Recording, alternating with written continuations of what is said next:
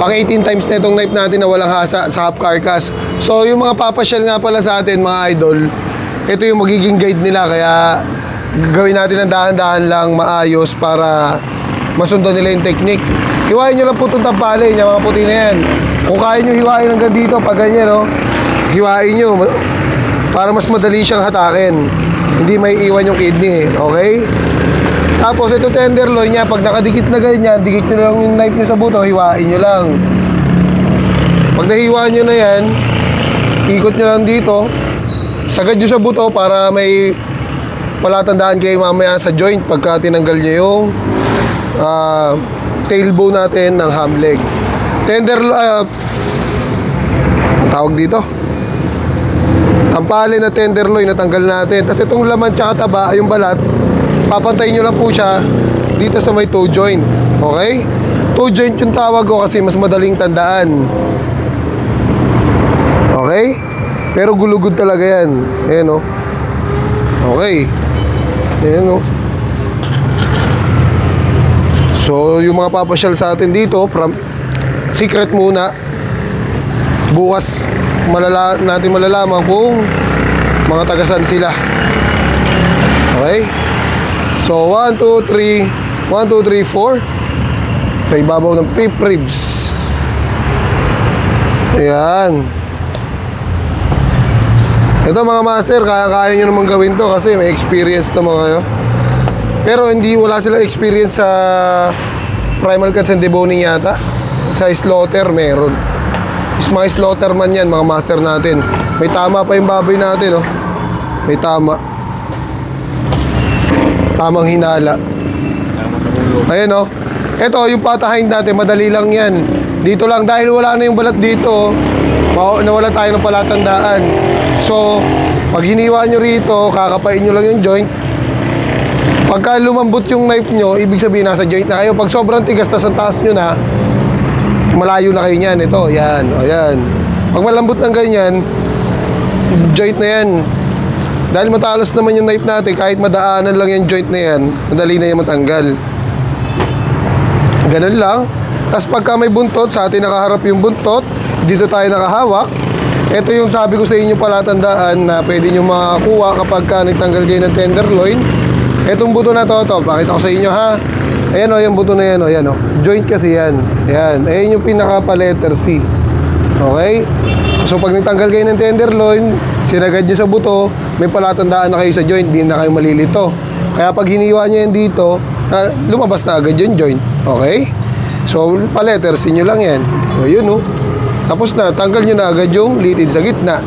Tapos ito, pakap kasi to, pakap yung buto na to. Kaya ang hiwa natin, dikit lang natin dito sa may buto, palabas ang hiwa, palabas. Nakadikit lang yung knife sa mga buto. Ayan, yan, palabas, okay? Tapos pag nagawa nyo na yan, punitin nyo yung mga litid sa ilalim ng buto. Yan, para madali, maluwag, okay? Napunit na natin. So dito naman sa kabila, ibabaon lang natin yung knife natin dito. Tapos, itong buto na to, adjust kayo 1 inch. Yan. Alam nyo ba guys kung bakit nag-a-adjust tayo ng 1 inch? Kung hindi pa, pakita ko sa inyo, dahil may buto yan dito sa ilalim.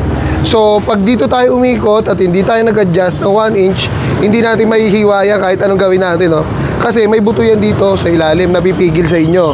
Kaya tayo nag-adjust ng 1 inch para hindi tayo ma-delay at hindi tayo mahirapan sa pagtatanggal ng tailbone. Tapos, dito pa-slant yung hiwa and then, lalagyan nyo ng maraming laman para sa mga customer natin. Pero syempre, pantinda yan. At dito naman sa bias mga master, madali lang to. Ito first layer. Ito yung first layer. Pag hiniwa natin itong first layer na to, yan, hiwain natin. Kasi yung layer na yan guys, ayan, duktungan ng mga muscle yan. Kaya pag hiniwa niya kahit dahan-dahan lang, oh, hihiwalay ng kusa yan, oh. Diba? Duktungan kasi ng mga muscle yan, mga tinuturo ko sa inyo para di kayo nahihirapan pagka kayo na yung gagawa. Kahit hindi kayo magmadali, kahit hindi nyo lagyan ng matinding puwersa, basta nakuha nyo yung technique na tinuturo ko, napaka-basic lang, i-0-0 ng bias or na kahit anong parte ng karne or ng hayop. Okay? Ganyan lang. Basic lang mga idol. Kung hindi nyo kailangan magmadali, focus lang. Ang importante, magawa nyo na maayos. Ayan o. Dikit nyo lang yung knife sa buto. Ayan, dampi-dampi lang o. Diba? Napaka-easy lang. Dinadaan-daan ko lang guys. Para makita ng mga master natin na pupunta rito. Ayan. Tapos, eto, itong kneecap na to, iwasan nyo lang yan. Pag naiwasan nyo yan, babalik nyo lang doon sa buto, tapos hiwa lang kayo ng hiwa hanggang sa matanggal yung mga laman. Sa ilalim, papantayin nyo lang yan. Yan. Tapos yung litid na makapal dyan, hiwain nyo lang. Then pwede nyo siyang hatakin para 0-0 talaga. Okay? So, sana nasusundan ng mga master natin dyan. Ng mga baguhan, okay? So, yan. Siyempre, respeto sa lahat ng mga master natin, mapa-wet market, supermarket, OFW. Dito naman sa ribs na to, guys, dito ako nagsisimula kasi wala na siyang buto rito na makapal. No? Pero pag may makapal na buto dyan, hiwain nyo lang pataas na ganun. Pagka nahiwa nyo na dito yan, ayan o. Pag nahiwa nyo ng ganyan, dire-diretso lang yan hanggang neck. Yan. Ito, neck. Hiwain nyo lang, diretso. Neck. Hiwa. Hiwa. Alam nyo kung bakit hinihiwa ko na mas inuuna ko sa neck pagka nahiwa ko na dito? Kasi hihiwain ko yan dito. Ayan. Para hindi tayo sumobra ng laman. Okay, hanggang dyan lang kasi yung neck. Okay na tayo sa pork ribs. Malaman pa rin. So, itong mga taba na to, lamad kung tawagin. So, tatanggalin natin to. At mantika talaga to pagka naluto. Thank you po, Lord. Yan. So, ito mga master, sa mga hindi pa sanay, sa mga baguhan pa lang, paulit-ulit kong ginagawa to, sana makuha yung diskarte. Ito yung 2 layer na puti. Sa ibabaw niyan, nandyan yung duktungan. So, hanapin lang natin. Ayun, nakita na natin.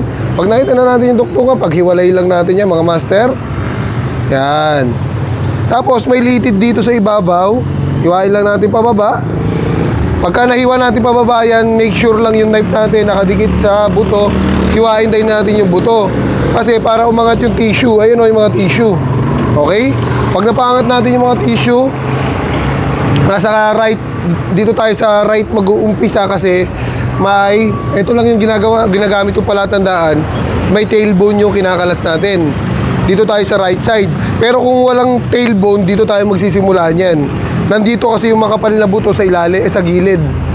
Okay? Ito yung layer na puti. Adjust lang tayo kahit ganyan, 1/2 inch lang. Adjust tayo para hindi tayo mahirapan maghiwa.